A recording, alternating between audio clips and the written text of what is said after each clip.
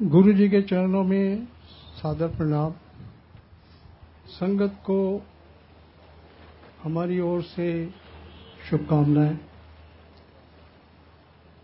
मेरे लिए एक बहुत बड़ा चैलेंज है,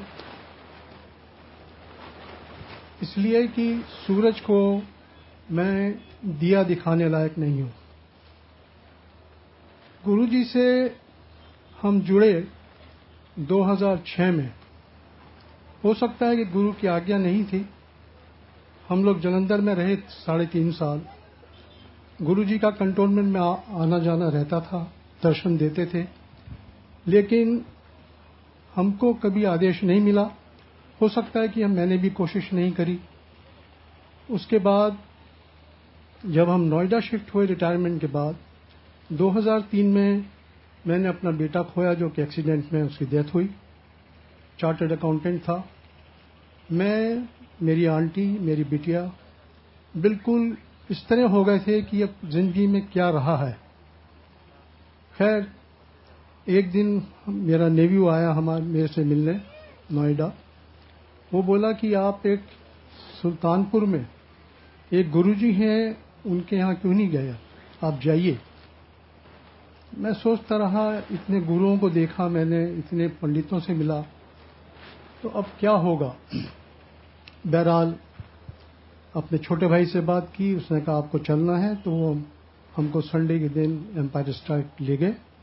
जैसे हम एम्पायर स्टेट पहुंचे, गुरु जी के दर्शन किए, जब महसूस हुआ हमको कि हम बिल्कुल पागल रहे। जालंधर में गुरु जी रहे, हमको दर्शन नहीं हुए। फिर किसी अंकल ने मेरे से कहा कि उनकी आज्ञा बिना कोई इस दरबार में पांव नहीं रख सकता। ये बात बिल्कुल ठीक है। उसके बाद गुरुजी ने हमको 3 जिंदगियां दी। पहली जिंदगी दी कि एक दिन हम नोएडा से 7:45 बजे चले। गुरुजी के दर्शन के लिए जब गुरुजी घूम के आते थे और साइड बोर्ड पर बैठते थे, उस टाइम के दर्शन का अनुभव और अमृत जो मिलता था, उसका बहुत ही मजा और था। और जब गुरुजी गद्दी पे बैठते थे, उस दर्शन का अमृत पाना जैसे स्वर्ग में बैठना है। 7:45 बजे चले और 8:10 के ऊपर हम एम्पायर स्टेट पहुंचे। आप यकीन कीजिएगा कि 35 मिनट के अंदर आप नहीं पहुंच सकते एम्पायर स्टेट। 35 किलोमीटर नहीं कवर कर सकते। हम जैसे पहुंचे, गुरुजी ने हमको दर्शन दिए। हमने चाय प्रसादा लंगर खाया, गुरु की आज्ञा ली। जब हम लौटे तो 100 फुटा रोड के ऊपर एक रेड लाइट मिली। गाड़ी जो थी 5th गियर में अपने आप रुक गई। गाड़ी ऑन है और मैं देख रहा हूं एक ट्रक 100 फुटा रोड से, जो छतरपुर मंदिर के पीछे से आ रही है, मेरी गाड़ी के आगे उलट गई। एस्बेस्टस शीट्स, आयरन रॉड्स गाड़ी के सामने, और पहिया जो चारों पीछे के पहिए थे ट्रक के, वो टूट के सड़क के ऊपर लुढ़कते चले गए। कॉल सेंटर से जो बच्चे आते थे, उन्होंने स्कूटर खड़े किए, आए भाग करके कि गाड़ी में से निकालो। कोई एम्बुलेंस को टेलीफोन कर रहा है, कोई पुलिस को टेलीफोन कर रहा है। बहरहाल जब वो पास में आए, उन्होंने देखा कि हम इंटैक्ट हैं। उन्होंने रोड क्लियर की। गाड़ी तब तक ऑन है, गाड़ी अपने आप चलने लगी। 100 मीटर के तक गया होऊंगा, पीछे से एक गाड़ी आई, मर्सिडीज काले रंग की। उससे इंडिकेशन दिया, रुकी, मैं भी रुका। उसमें से मैं देखता हूं एक बुजुर्ग निकलते हैं, बहुत गोरे, बिल्कुल चिट्टा बदन, काली अचकन पहनी हुई, चूड़ीदार पजामा।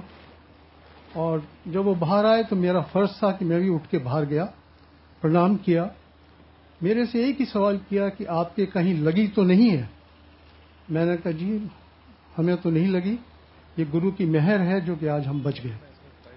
तो बोले कि ये गुरु की मेहर से ही आज आपको जन्म मिला है, बचे हैं। बहरहाल हम गाड़ी में बैठे, जब देखा अनदर 100 मीटर गाड़ी गई होगी, गाड़ी डिसअपियर हो गई। उसके बाद जब गुरुजी ने एक दिन बांधा हुआ था हमारा, संडे का, जब हम गए दर्शन करने के लिए गुरुजी के दरबार में पहुंचे, गुरुजी कई बार जो मैसेज देते थे सबके लिए, he used to speak very loudly.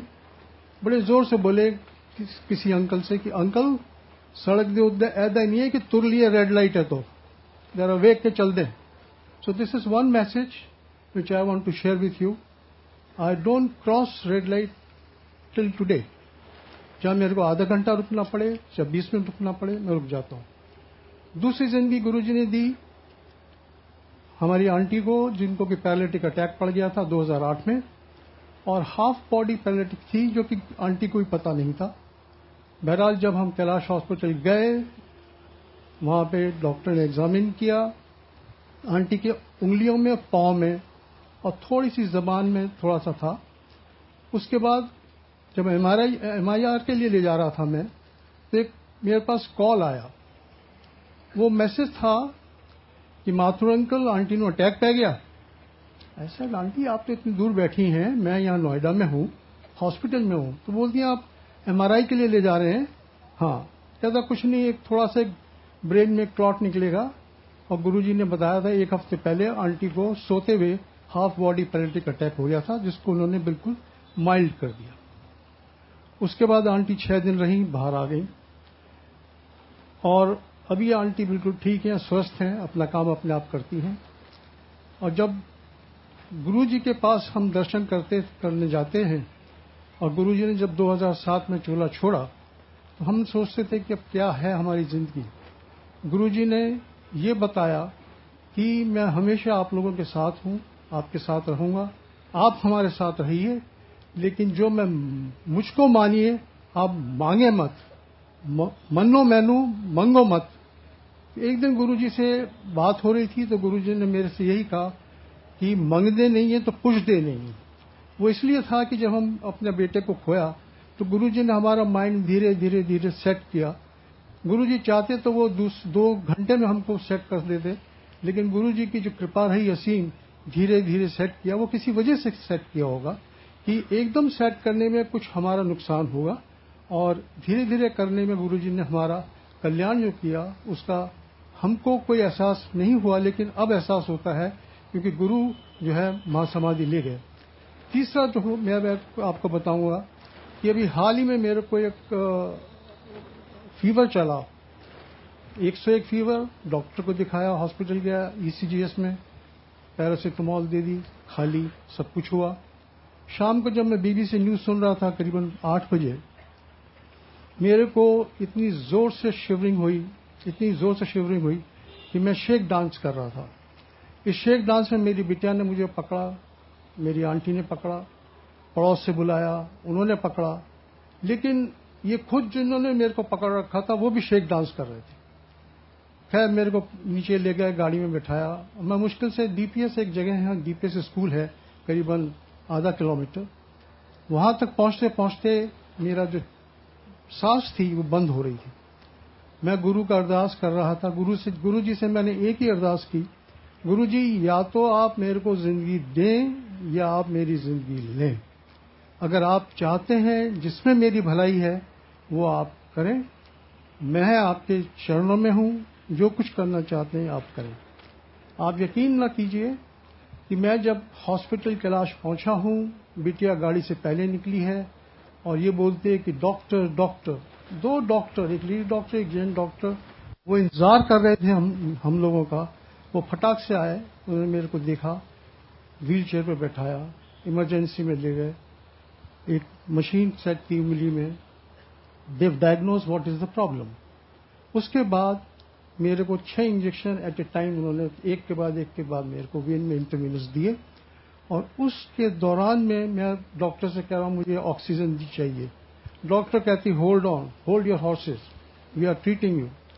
उसके बाद मुझको एक ऐसा सा महसूस हुआ कि गुरु जी की जो दवा मेरे वेन्स में गई हैं, ये जो ऑक्सीजन मुझे सुंघाई है, उससे मैं जिंदा रहा, और मैं मुश्किल से करीबन 5 दिन हॉस्पिटल में रहा, और मैं अभी ठीक हूं। गुरु की कृपा है, ऐसी असीम कृपा सबको मिलती कहाँ है।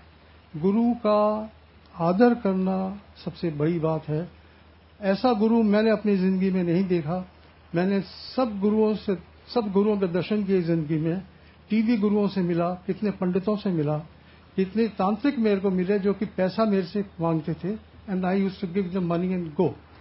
लेकिन गुरु के दरबार में आने के बाद गुरु जी जो हैं एक भगवान हैं, महाशिव हैं, और अब जो हमको महसूस होता है कि गुरु जी हमेशा संगत के साथ हैं, और आपसे यही अनुरोध है कि गुरु की आज्ञा का पालन कीजिए, उनका निरादर न कीजिए, गुरु की चरणों में अपना शीश हमेशा झुका कर रखिए। जय गुरु जी।